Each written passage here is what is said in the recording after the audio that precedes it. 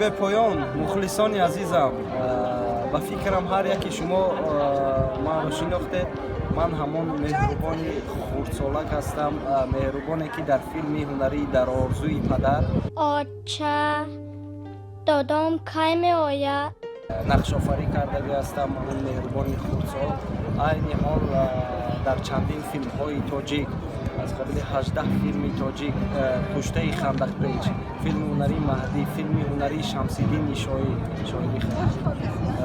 فیلم هنری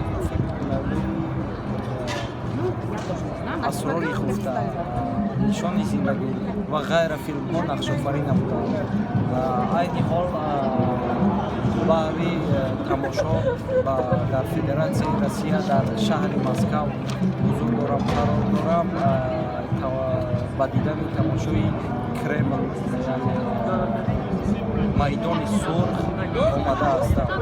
Mehrubom is a really good actor from Tajikistan. Very good.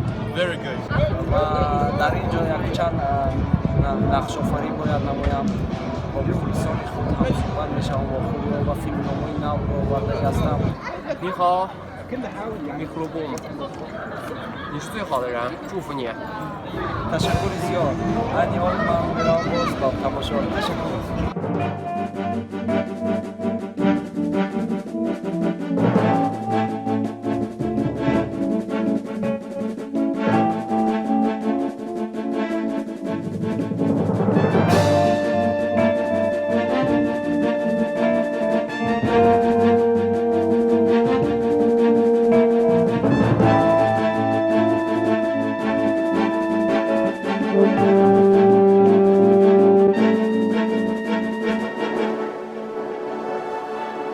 شهنازه رو دیگر خانه‌مون آمدن نمیمونم بش میکنم